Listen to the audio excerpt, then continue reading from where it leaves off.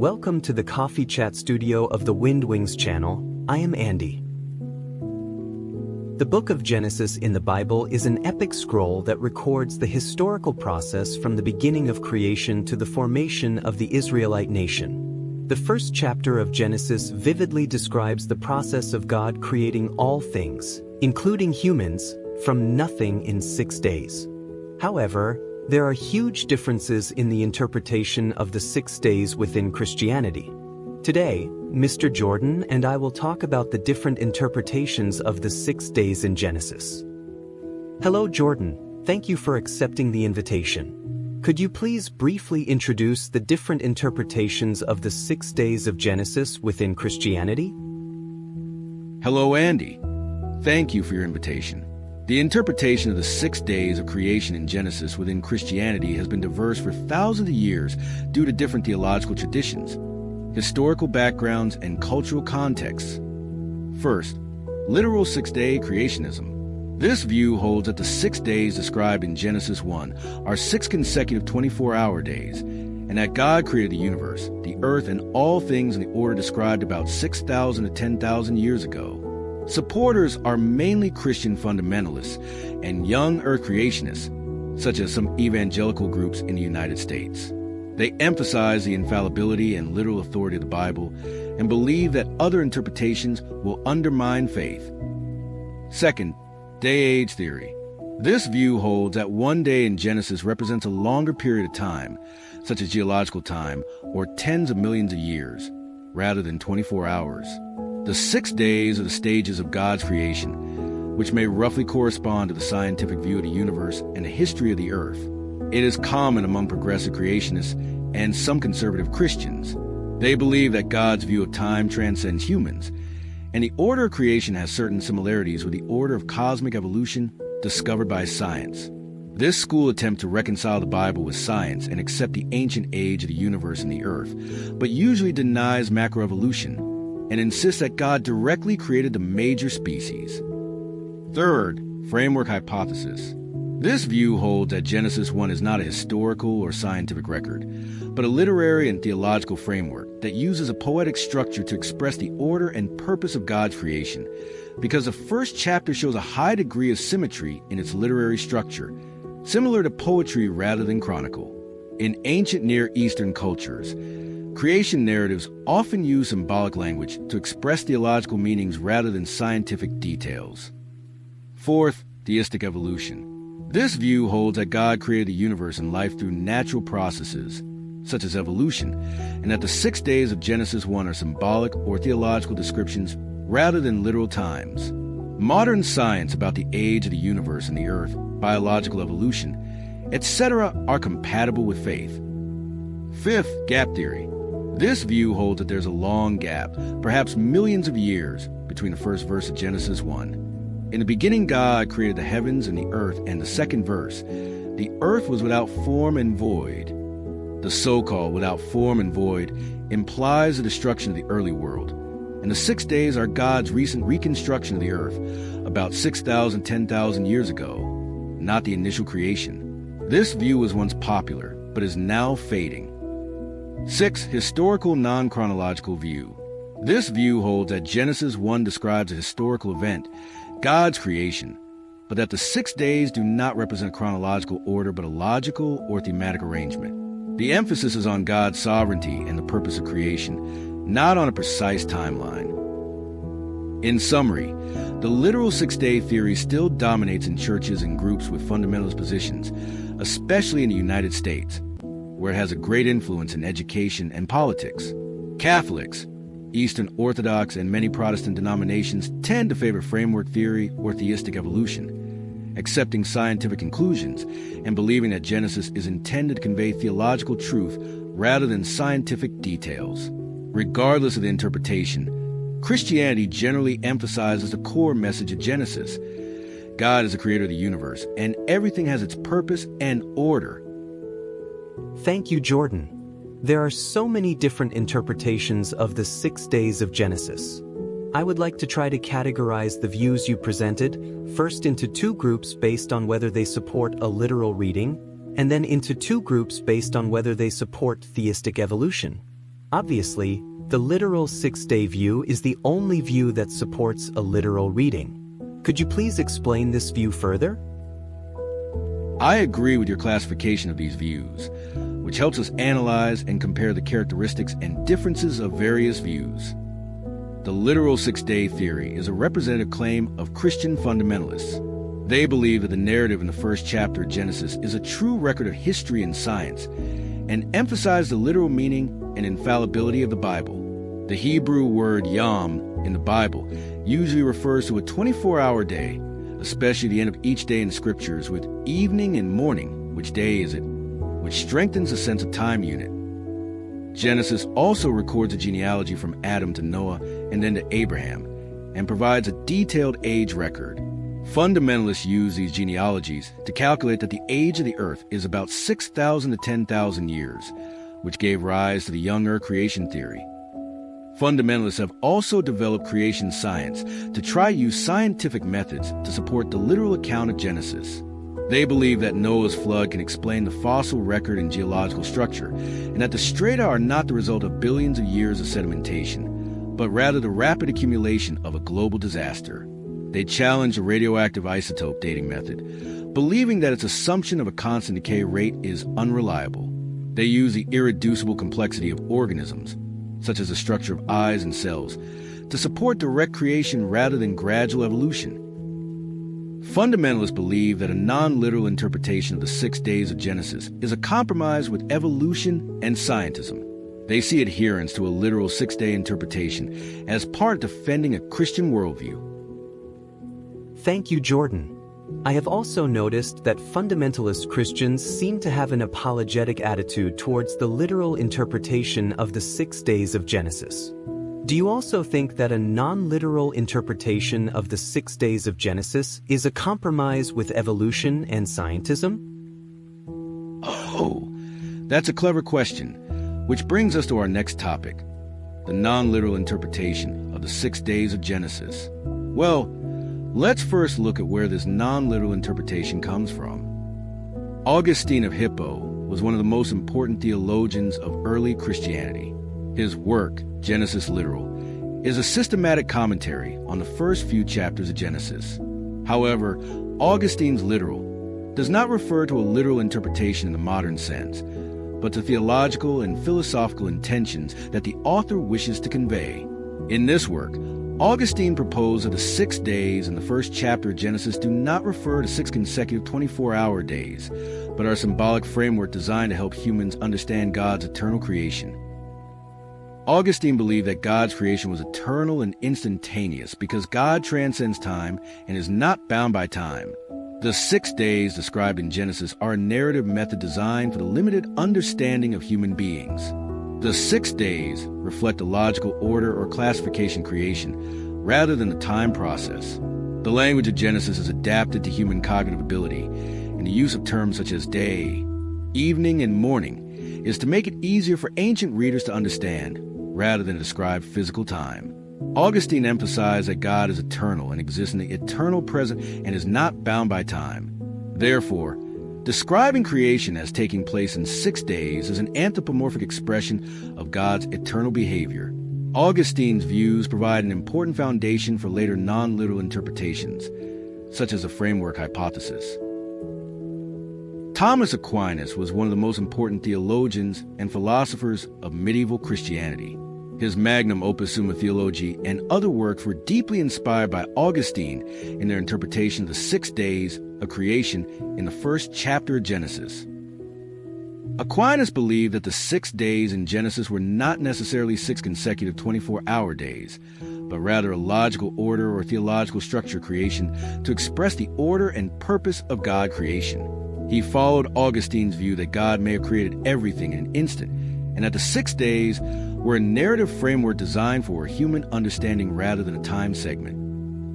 At the same time, Aquinas also recognized that the 6 days could be understood as 6 real time periods, that is, 24-hour days, especially when considering the literal meaning of the biblical text. He believed that this reading was suitable for ordinary believers, but was not as theologically profound as Augustine's non-temporal reading. Thank you, Jordan. So Augustine and Aquinas' non-literal interpretation of the 6 days in Genesis 1 is a simple way of interpreting the Bible, not to accommodate or oppose the theory of evolution.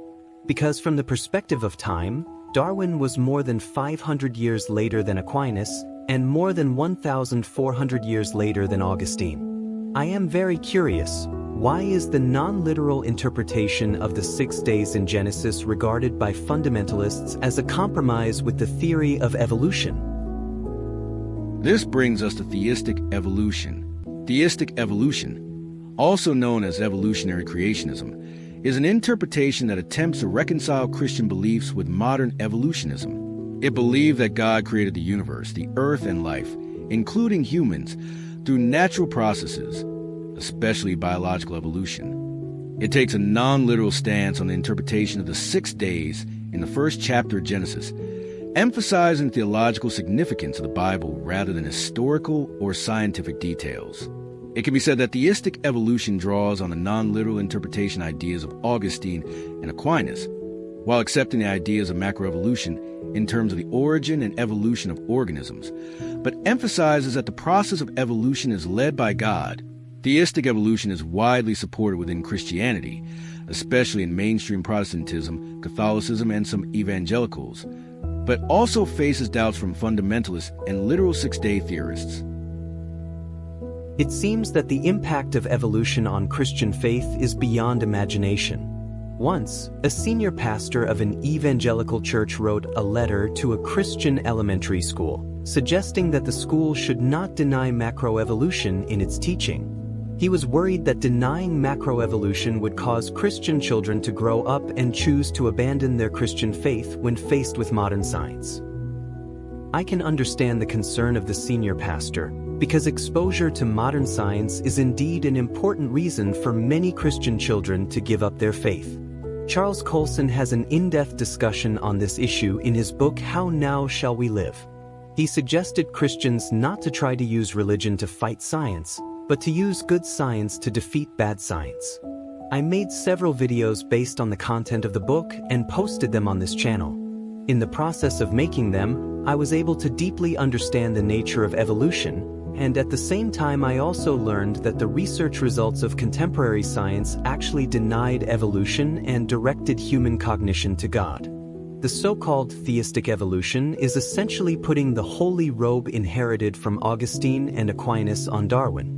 This is due to scientific ignorance and weakness in faith. You mentioned Charles Colson, whose book How Now Shall We Live was published more than 20 years ago. Charles Colson has prophetic insights, and his ideas are worth our serious consideration.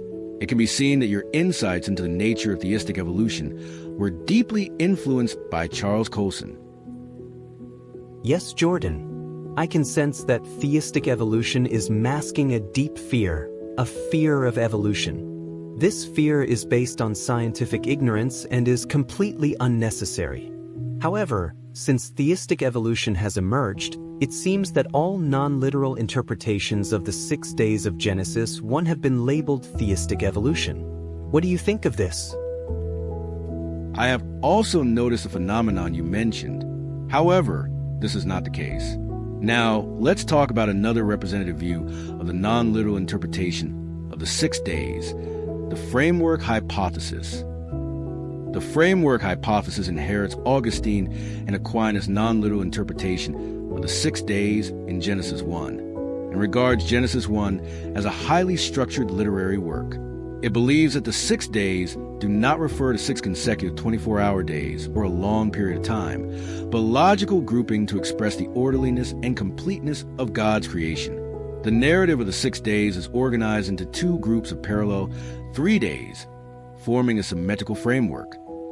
Days 1 to 3 are the formative days of creation, including light and darkness on the first day, sky and water on the second day, and land and plants on the third day. Days 4 to 6 are populative days, including the sun, moon, and stars on the fourth day, filling the light of the first day, birds and fish on the fifth day, filling the sky and sea of the second day, and animals and humans on the sixth day, filling the land of the third day.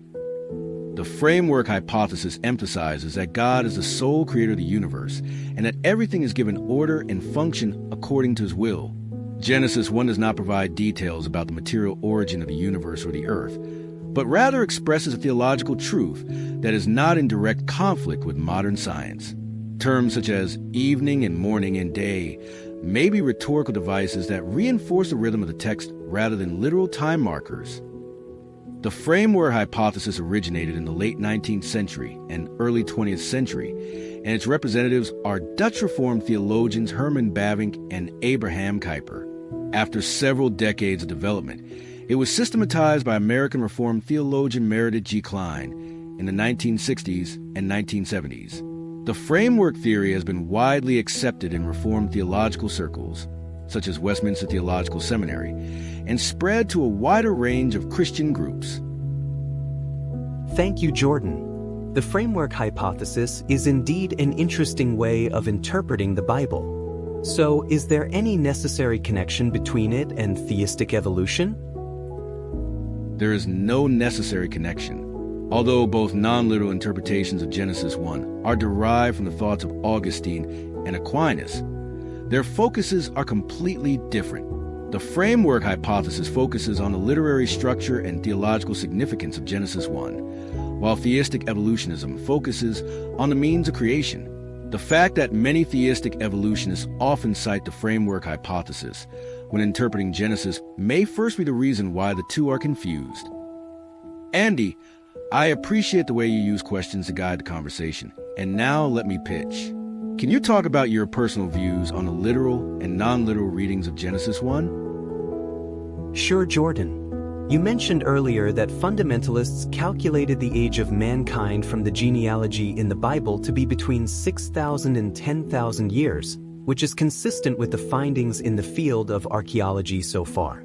However, fundamentalists go a step further and believe that this is also the age of the earth and even the entire universe, because they believe that the 6 days in Genesis are 6 24-hour days, so came out the young earth theory. I have an impression that young earth Christians generally worry that if the earth is billions of years old, then evolution is possible. To be honest, I used to have similar thoughts. However, when I read Charles Colson's book, How Now Shall We Live, and made a series of videos, I began to understand and firmly believe that macroevolution of organisms is absolutely impossible, no matter how long the universe ages. In addition, have you noticed that the original intention of fundamentalists to emphasize literal interpretation is to interpret the biblical truth strictly in accordance with the literal record of the Bible, but in the process of explanation they have to add many people's speculations and imaginations, even though they know that these speculations and imaginations are not in the written record of the Bible? Your observation is very sharp and touches on an important theological and hermeneutical issue. In the process of emphasizing the literal interpretation of the Bible, interpreters often need to introduce speculation, assumptions, or imagination to fill in the gaps in the biblical text, which do not appear directly in the text. The so-called mature creationism is a typical example. Mature creationism, or apparent age theory, is a subtheory of literal six-day creationism, or young earth creationism, that seeks to explain why the earth and the universe appear to be much older than the 6,000 to 10,000 years estimated from Genesis 1. It argues that God created a mature or fully formed universe in 6 24-hour days, containing apparently ancient features, such as billion-year-old starlight, geological formations, fossils, and that these features were imparted directly at creation rather than being a result of natural processes. However, in Genesis, apart from the creation of Adam and Eve, the apparent age of other creations is not explicitly mentioned. People have reason to question whether the theory of mature creation is just speculation and imagination put forward to support the literal six-day theory. Doing so actually violates the basic principle of fundamentalism. That is, what is in the biblical text should be adhered to, and what is not in the text should not be added at will. The phenomenon you mentioned does constitute a paradox. The original intention of literal interpretation is to strictly follow the text, but in order to deal with the silence of the text or modern doubts, the interpreter has to introduce non-literal speculation. This practice may weaken the rigor of literal interpretation. This paradox has prompted some theologians to reflect on whether literal interpretation is always the most faithful way to the Bible, whether it is necessary to understand the text in combination with historical and literary backgrounds, ancient contexts, or theological intentions. Definitely. Perhaps it is this kind of reflection that has promoted the development of non-literal interpretations of Genesis 1. Among the several non-literal interpretations you introduced, I prefer the framework hypothesis. I think the framework hypothesis faithfully inherits the ideas of Augustine and Aquinas, and further analyzes and enriches the literary structure of the biblical text. The framework hypothesis focuses on the literary structure and theological essence of the biblical text, away from the endless debates between theological factions on the time and means of creation. It is like a clear and melodious song, floating above the noisy world, praising the glory of God.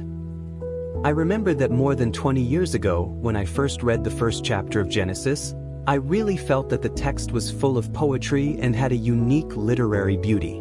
This reminded me of Homer's epics and Shakespeare's plays. If we believe that human language was created by God and that humans' ability to skillfully and excellently control language was also given by God, then what reason do we have to doubt that God can use poetic, vivid, and profound language to reveal His own deeds to humans? Jordan, thank you again for accepting this invitation. I think you will not refuse us to use the record of this conversation to express our deep respect to Augustine and Aquinas, two great pioneers in the history of the Church.